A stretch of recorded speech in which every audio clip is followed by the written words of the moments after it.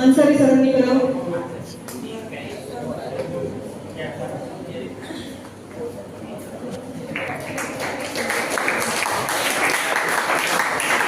आपल्याला सगळ्यांना माहिती आहे की आपण ही जी महावाचनाची चळवळ सुरू केलेली आहे, ही महावाचन चळवळ सुरू करण्यामागचं कारण आहे की आपलं वाचन थोड्याफार प्रमाणात का होईना पासून या कार्यक्रमाचं उद्घाटन आदरणीय आपले शिक्षण मंत्री साहेबांच्या हस्ते होऊन आपण ही महावाचनाचा उपक्रम सर्व शाळांमध्ये, अगदी सर्व व्यवस्थापनाच्या शाळांमध्ये सुरू केलेला आहे आणि सर्व विद्यार्थ्यांना वाचनाची गोडी निर्माण व्हावी यासाठी म्हणून शासनाने हा उपक्रम सुरू केला. आणि आज या उपक्रमाचं फलित असं आहे की आपण इथे ग्रंथ प्रदर्शन आयोजित केलेलं आहे आणि या ग्रंथ प्रदर्शनामध्ये आपल्याला विविध प्रकारची ग्रंथ पुस्तकं ही बघायला मिळणार आहेत. तर या कार्यक्रमाचं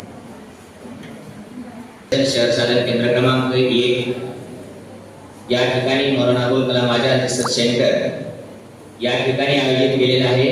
या ठिकाणी आयोजित करण्यामागचा उद्देशच हा आहे. सर खाली अतिशय चांगलं मोठं ग्रंथालय आहे जे की आपले पहिले शिक्षण मंत्री होते. भारत स्वतंत्र झाल्यानंतर जे पहिले शिक्षण मंत्री होते ते मौलाना अबुल कलाम आझाद होते आणि त्यांच्या नावाने आपण इथं महानगरपालिकेने आमच्या आयुक्त साहेबांनी या ठिकाणी ग्रंथालय सुरू केलेलं आहे. म्हणून आजचं ग्रंथ प्रदर्शन या ठिकाणीच आपण ठेवलेलं आहे. या ग्रंथ प्रदर्शनाच्या उद्घाटन प्रसंगी महानगरपालिकेच्या शिक्षण विभागाचे नियंत्रण अधिकारी, माझे मार्गदर्शक माननीय गणेशजी दांडे सर, तसेच योगायोगाने आज आमच्या शाळांना भेटी देण्यासाठी आणि या ग्रंथ प्रदर्शनालाही त्यांचेही पाय लागले असं म्हणतो मी. असे आदरणीय Sunil Patil sir, GM MIDC चे प्रमुख, तसेच आमच्या महानगरपालिकेचे शिक्षण अधिकारी माननीय तिंगोटे सर, विस्तार अधिकारी माझे मित्र थोरे सर आणि ज्यांचा बाल साहित्यिक म्हणून नाव लौकिक आहे असे माझे मित्र आणि ज्येष्ठ अभिनेता प्रादेशिक विद्या प्राधिकरण छत्रपती संभाजीनगरचे बाल साहित्यिक माननीय डॉक्टर विशांती तायडे सर आणि जे अध्यापन करता करता कवी झाले, ज्यांनी साहित्य लिहिले असे आमच्या शाळेतील, त्यांचा मला निश्चित अभिमान आहे, असे माझे शिक्षक मित्र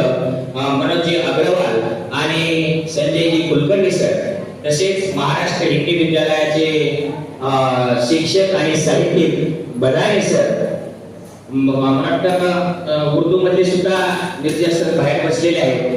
आजच्या या कार्यक्रमाचा उद्देश मी थोडक्यात तुम्हाला सांगणार आहे. याचे खरोखर आपल्यासाठी एक अभिमानाची बाब आहे की आता आपण पाहतोय जसजसे डिजिटल भारत बनू लागलाय तसं वातावरण सगळं बदलू लागलंय.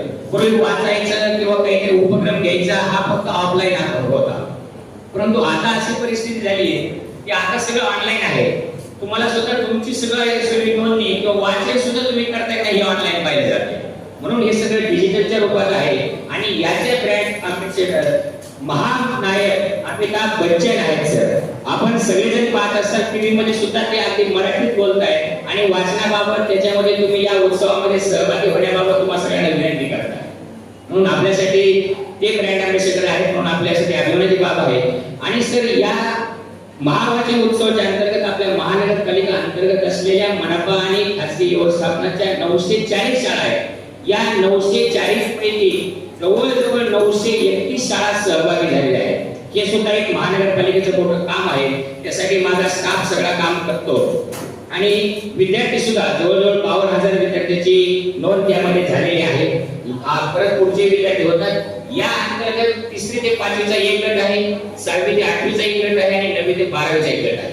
या गटातले विद्यार्थी जे काही पुस्तक शाळेमध्ये वाचते आणि त्याच्यामधून जे काही त्यांना आकलन होत आहे, त्या आकलनामधून जे ते लिहिणार आहेत, त्या लिहिल्यानंतर त्यांचा प्रत्येक गटाचा एक नंबर काढून ते शिक्षक आम्हाला कळवणार आहेत. त्या विद्यार्थ्यांना सुद्धा बक्षीस दिले जाणार आहे. मनपा स्तरावर आल्यानंतर मनपामधून त्याचे ते 3 क्रमांक काढून आपण जिल्ह्याला कळवणार आहोत आणि जिल्ह्यामधून परत ते राज्याला कळवणार आहेत आणि प्रत्येक स्तरावर बक्षीस दिले जाणार आहे.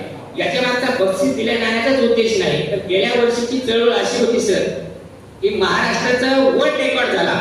एवढ्या विद्यार्थ्यांनी त्या महावाचनामध्ये त्या उत्सवामध्ये सहभाग घेतला, एवढे विद्यार्थी सहभागी झाले आणि निश्चित आपण पाहतोय आजच्या या धकाधकीच्या जीवनामध्ये वाचन हा प्रकार अगदी बाजूला राहिला.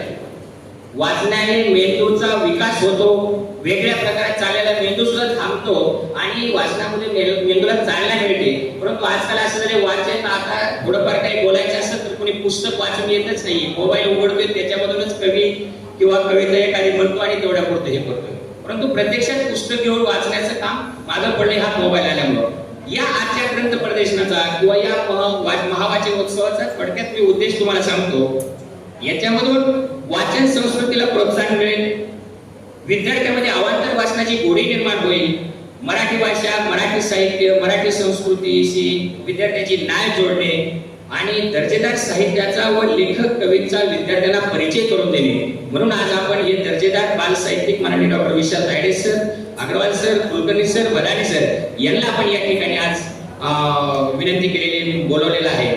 विद्यार्थ्यांच्या व्यक्तिमत्व विकासाला चालना मिळेल आणि विद्यार्थ्यांच्या सृजनशीलतेला व भाषा संवाद कौशल्य विकासास चालना मिळेल असा या ग्रंथ प्रदर्शनाचा मागचा उद्देश आहे.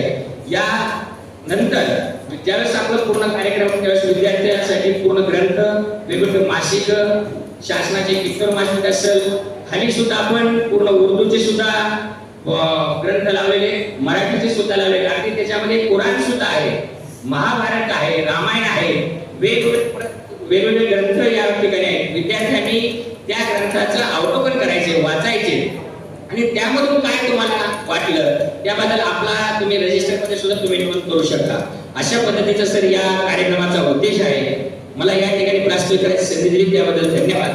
थांबतो. जय हिंद, जय महाराष्ट्र.